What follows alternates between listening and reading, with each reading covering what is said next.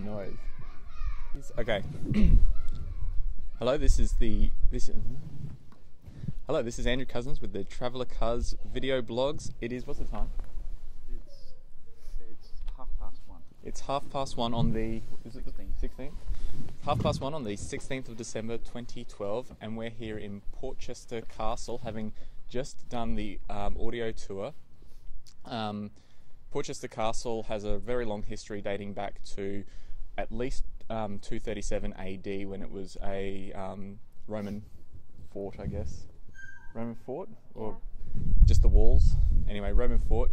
And it has a fairly long, important military history, as due to its position on the coast of England, and it's played a lot of important roles in various kind of toing and froing between England and France. During the 19th century, it was also used as a prison camp for French prisoners of war taken in the Napoleonic Wars.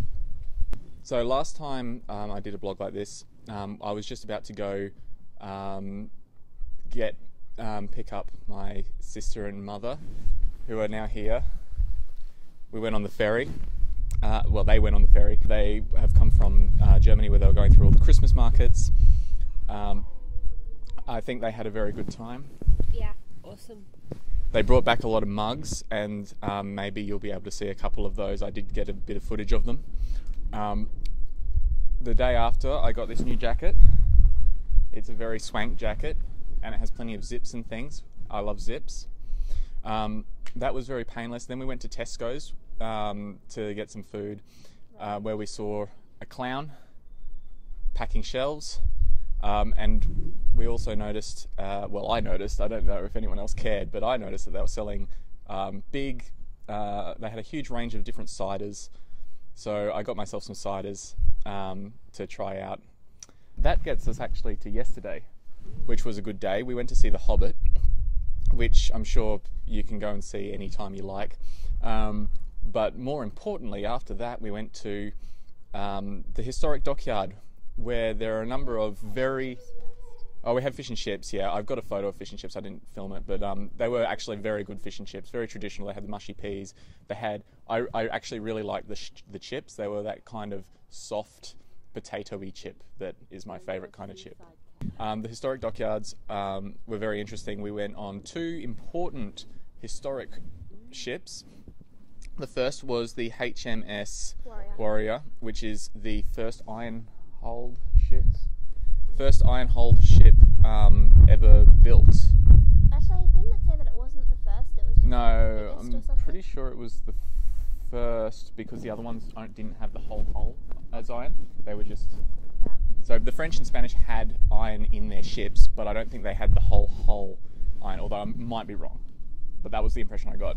We walked around that for a little bit, but we can go back any time this year if we're here. In the next 12 months? Yeah, any time in the next 12 months we can go back and have a look. So anything we missed out, we can go back. The other one we had a look at was HMS Victory, which was Nelson's ship in the Battle of Trafalgar.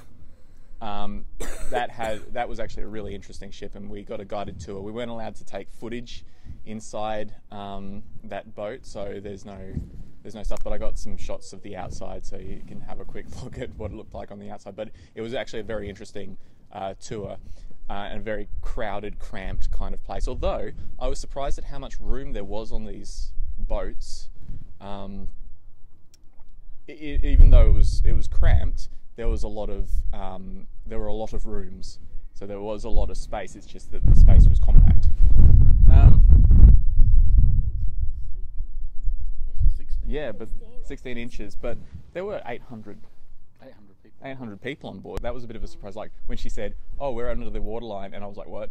But then we went into the Trafalgar Experience, which was a kind of typical British history thing, where they had like flashing lights and lots of pompous projected images. Just like Batman ride. Yeah, it was a bit like the Batman ride, except low budget Batman ride. It was good. I enjoyed it. I thought it was funny. And they had a nice panoramic painting at the end of the view of the battle. That pretty much gets us up to date. Today we've just been walking around this castle. and it is a very nice castle. Obviously, England does history very well, so I've had a lot of fun over this weekend seeing some of the important sites that you can get around here.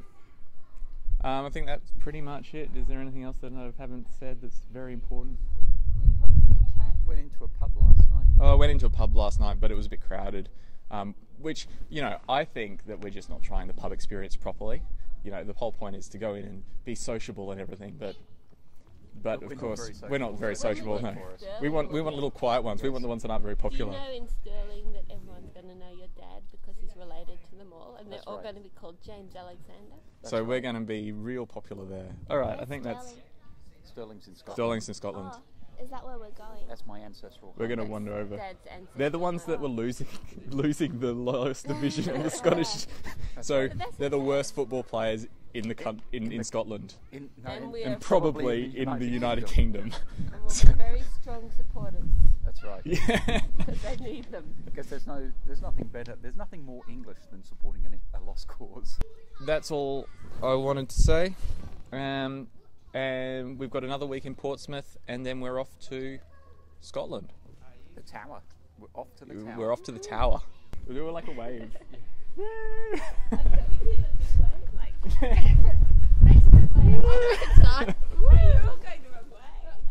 No, you gotta do it. You gotta do it so that everyone's like opposite. So Katrina and I go one way, and you guys go the other. Yeah.